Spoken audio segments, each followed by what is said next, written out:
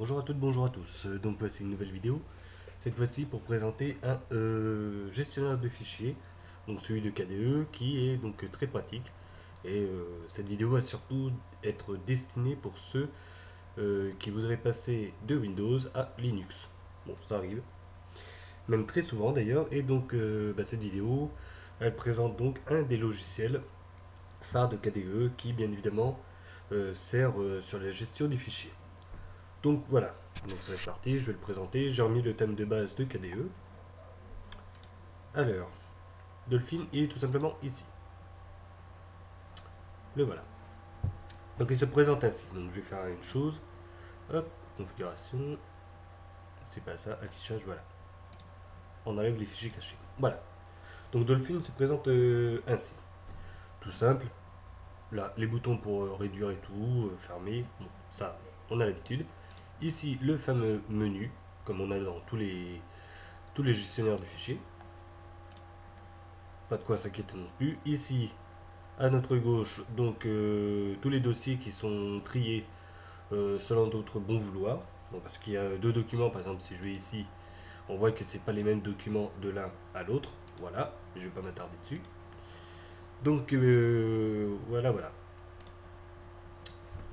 Donc il se présente ainsi.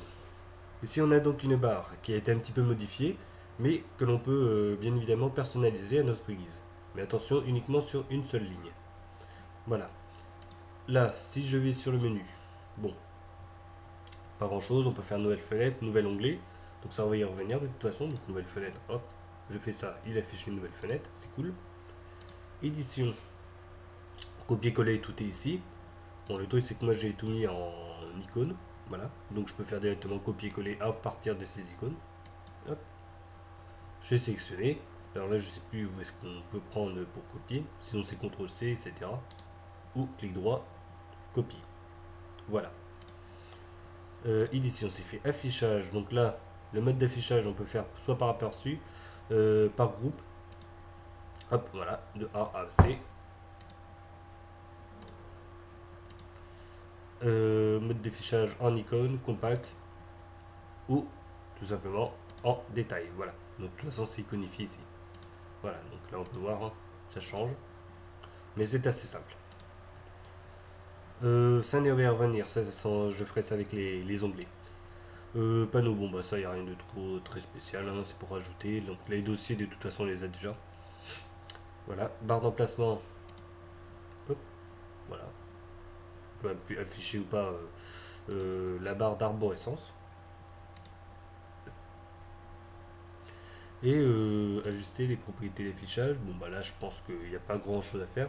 Donc là il est déjà mis comme icône de base. C'est-à-dire que quand je l'ouvre, il affiche directement mes documents en forme d'icône. Et en aperçu de préférence. C'est-à-dire que si on a des images, on va les voir. Les vidéos, normalement, on peut les voir si l'aperçu peut fonctionner avec. En l'occurrence, c'est quand même rare, mais ça peut fonctionner. Voilà, si je vais aller, bon, il n'y a pas grand-chose, en haut, précédent, suivant, ou directement à la page de démarrage. Rien de bien spécifique. Voilà, dans les Utility, on peut afficher ou non la barre de filtre. Qu'est-ce que la barre de filtre? C'est tout simplement ce qu'il y a là. Donc,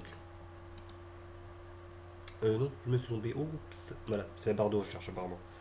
Je me suis gouré, bon, bah, c'est pas grave, ça arrive. Voilà,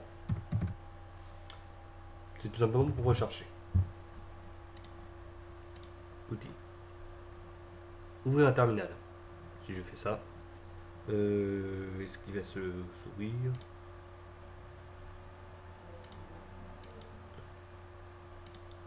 Il l'a fait ou il l'a pas fait? Je sais pas. Non, il l'a pas fait. Ou alors il l'a ouvert en vide. Voilà. Bon. Pas très très utile, mais bon. Voilà, généralement. Hop. Non, il ne l'ouvre pas directement dans le dossier. C'est dommage. Bon, bref. Donc ça, le terminal, c'est tout simplement pour faire des manipulations uniquement en ligne de commande. Bon. Voilà, c'est pas vraiment utile pour ceux qui ont une utilisation vraiment basique, mais ça existe. Voilà, bon après, afficher la barre de menu, afficher la barre d'outils, voilà, c'est la barre d'outils, ça. Je me suis trompé. Là, soit je peux la mettre, ou soit la cacher. Bon, en l'occurrence, je préfère la mettre. Voilà, configurer la barre d'outils. Donc là, on a tout simplement nos icônes qui apparaissent ici. On peut soit les enlever, là si je fais ça, je peux aller la remettre ici à gauche, ça veut dire qu'elle va s'effacer, ou je prends une icône ici, je la mets à droite, et elle va s'ajouter à toute cette barre, qui est déjà bien complète, donc je ne vais pas en rajouter, mais ça peut se faire. Si je fais ça, hop, voilà, changer la langue, il suffirait que j'appuie sur appliquer, et hop, on a changé la langue qui s'est affichée ici. Voilà. Appliquer. Ok. Assez simple. Configurer Dolphin. Donc là, bon, il n'y a pas grand chose. Ça, c'est la partie de démarrage. Donc, il démarre directement sur mes dossiers. Voilà. Après, on peut choisir le mode d'affichage. Donc, je vais y revenir. Voilà. Soit en icône, soit en compact. Là, on peut voir que l'on peut choisir notre taille suivant ce que l'on veut. Donc là, les détails sont par défaut à minima. Si je vais sur compact, par défaut, voilà, c'est une taille moyenne. Et si je vais sur les grandes icônes, bah, ça s'agrandit un petit peu. Je peux, oui ou non, agrandir ou pas. Bon, en l'occurrence, je préfère quand c'est comme ça. Les icônes sont assez grosses, ça me convient très bien. Bon, là, c'est cliquer une seule fois pour oui ou double-cliquer. Voilà. Il y a quelques services. Bon, ça, c'est vrai que j'ai pas l'habitude d'aller travailler dedans. Mais ça permet d'améliorer notre menu. Donc, si on fait clic droit, on a bien évidemment un menu contextuel. Par exemple, ici, c'est les archives, donc en zip, en RAR ou quoi que ce soit. Si on fait clic droit, et il propose si l'on veut, oui ou non, extraire les fichiers directement. Si on décoche, ça veut dire qu'il n'apparaîtra pas dans le menu. Voilà. La corbeille, rien de bien spécifique. On peut bien évidemment choisir de supprimer tous les fichiers à partir de 7 jours ou plus. La taille maximum, la régler. Bon, en l'occurrence, je préfère quand c'est 95, enfin 90%, parce que de base c'est à 10%, mais c'est vrai que ça fait très peu sur une clé USB, par exemple. On peut rien mettre. En général, après, bon, bah, voilà, mémoriser les propriétés, je préfère quand c'est comme ça. Voilà. Les aperçus, qu'est-ce que je veux voir exactement? Bon, voilà. Les images, les fichiers de texte, HTML, enfin, les exécutables, tout est là. Voilà, donc ça c'était pour les préférences. Configuration. On a fait. Et l'aide, bon bah. Manuel d'utilisateur. On va attendre qu'il s'affiche. Voilà, donc pour celui qui est un petit peu peiné sur ce gestionnaire de fichiers, il y aura de quoi faire. Voilà. Donc tout est expliqué. Normalement, on devrait s'y retrouver très facilement. Voilà.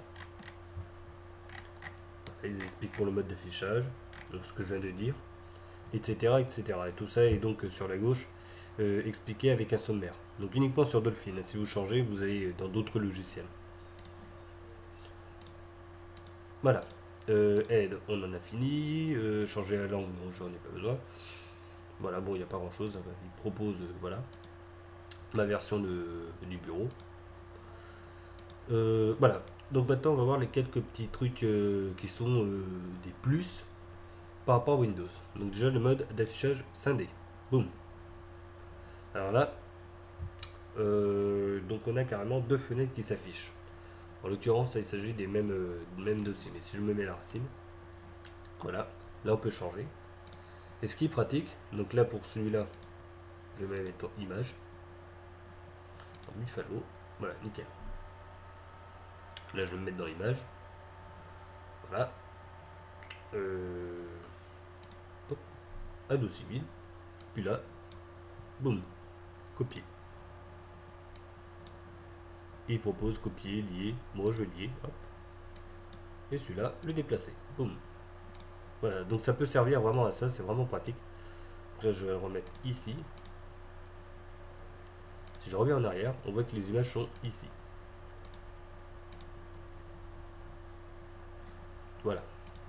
Il y a aussi une chose que j'ai pas dit, voilà, je sélectionne, on voit directement sur la droite, ici, les détails et l'image qui est affichée, ou plutôt l'image sur laquelle la souris pointe. Voilà. Si je fais plus, ça fait quoi? Ah oui, c'est pour sélectionner. Bon, bref. Hop. Voilà pour ce côté-là. On va enlever l'affichage. Donc là, pareil, je peux afficher oui ou non par groupe. Hop. Ça, c'est fait. Ensuite, nouveau truc. Nouvel onglet. Boum. Voilà, comme sur Internet. À quoi ça sert? Toujours la même chose. On va retourner sur celui-là. Je vais ici, je prends par exemple un certain nombre de photos. Hop, c'est imaginer une clé USB. Et voilà. Là, vous avez vos photos qui ont été copiées et collées. Voilà, tout aussi simple que ça.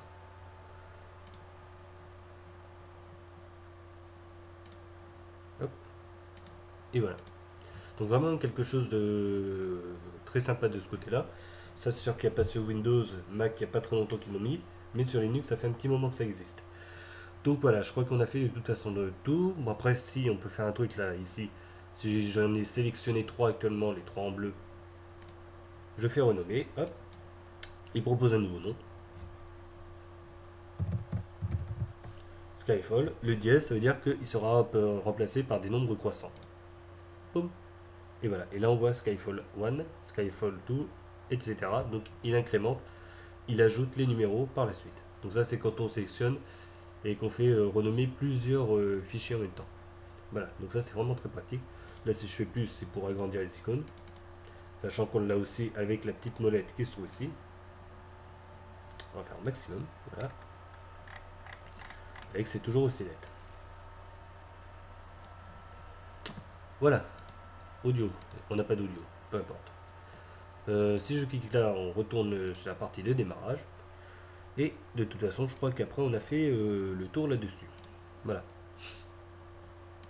Là, si je fais ça et que je fais ça, normalement, il est censé lire. En l'occurrence, il n'y a pas de... Il n'y a pas grand-chose. C'est affiché vide.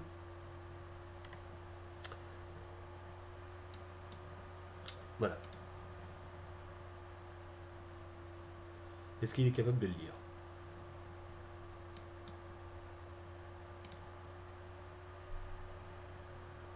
Allez, vas-y, tu peux y arriver.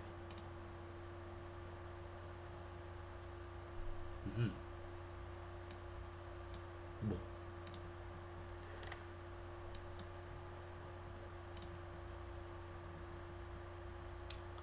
Ah, c'est bien dommage, ça, il lit pas. Bon. Enfin voilà, de toute façon, on a vu à peu près comment se présenter Dolphin. On va maintenant s'intéresser au nouveau Dolphin, donc celui qui va arriver avec le KDE5, donc qui devrait arriver dans pas très très longtemps. Alors, qu'est-ce que j'avais mis comme... je continue ça. Hop, ouais, presque. Ou plutôt celui-là. Appliqué. Ouais, ce serait été plutôt celui-là. Hop. Appliquer. Appliquer. Ça c'est fait. Les icônes, donc les icônes de KDE5. Voilà. L'apparence. On va changer. Hop.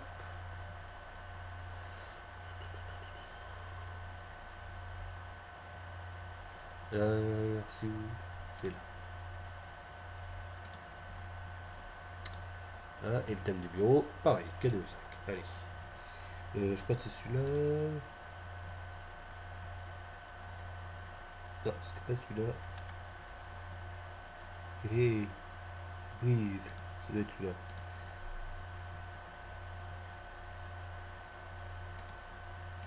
C'est un des deux. Bon, peu importe. Ah, voilà. Bon. Est-ce que je changeais les icônes? Oui, c'est bon, tout est ok. Donc là, on est version KDE5.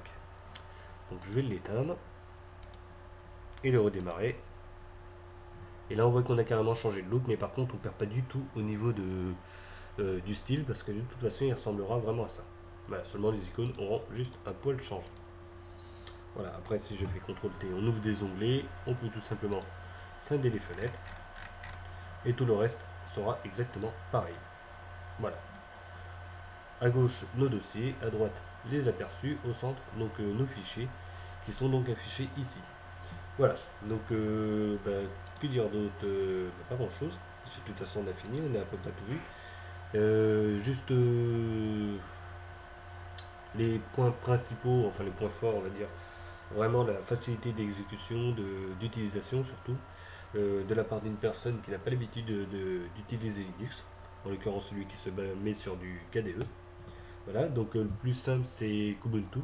Voilà, pour le système d'exploitation, il y aura Dolphin dessus directement. Et vous aurez le plus récent, bien évidemment, dessus, le plus fonctionnel, et tout fonctionnera correctement. Voilà. Donc Dolphin, c'est celui que vous aurez, c'est avec le KDE 4, avec le thème que vous avez vu au début de la vidéo. Et ce thème-là, ce sera pour la prochaine version du KDE, mais en l'occurrence, rien ne changera, le menu sera toujours pareil. Voilà. Juste un peu plus plat. Et au niveau du gestionnaire de fichiers, on aura exactement la même chose que ce qu'on en a vu dans la vidéo. Donc précédent, suivant, tout ça, tout y est et tout sera exactement pareil. Voilà. Allez, je crois que c'est fini pour la vidéo. Point positif, donc voilà. Les points négatifs, il n'y en a pas vraiment. Mis à part que bon, j'ai des petits soucis pour pouvoir lire les fichiers. Donc je sais pas pourquoi. Je pense que ça doit venir des codecs qui sont pas très bien pris en compte. Mais sinon, tout le reste, ça fonctionne très bien. Simple d'utilisation. Vraiment très bon au niveau de la prise en main. Voilà, voilà, je crois qu'on a fait le tour. C'est juste une chose que j'ai pas vue, c'est propriété. Voilà, c'est la seule chose que j'ai pas vue encore. Donc, bon, la personne s'en fout. Les droits d'accès, voilà, ça nous dit ce que l'on peut faire avec cette photo en l'occurrence. Général, ce qu'il y a dans la photo. Et surtout, option avec quoi l'ouvrir. Si vous voulez l'ouvrir avec l'éditeur d'image, vous le montez. Et il deviendra donc l'application par défaut. Vous faites appliquer et ensuite toutes les images que vous ouvrirez s'ouvriront avec le logiciel que vous aurez défini. Voilà, donc je remets comme c'était avant, appliquer. Voilà, c'est la seule chose que j'avais pas vue de ce côté-là, mais sinon voilà. Donc en conclusion, simple d'utilisation, très facile à prendre en main et des petits trucs très sympas comme, mais ça y est dans tous les gestionnaires de fichiers, l'ajout d'onglets. Ouais, génial. Celui-là. Ou scinder les fenêtres. Alors ça, scinder les fenêtres, c'est uniquement sous Dolphin. Voilà. Donc contrairement à Windows qui lui n'accepte pas le multi-onglet pour le moment. Et apparemment sur Windows 10, le prochain qui va venir, ce sera toujours pas d'actualité. Voilà, voilà. Par contre, ils auront les bureaux. Ça, ils auront pensé à rajouter les bureaux, mais les onglets, non. Allez, c'est bon, c'est fini pour cette vidéo. En attendant, je vous dis à bientôt pour une prochaine vidéo, soit pour un système d'exploitation ou un autre logiciel. Voilà, à bientôt.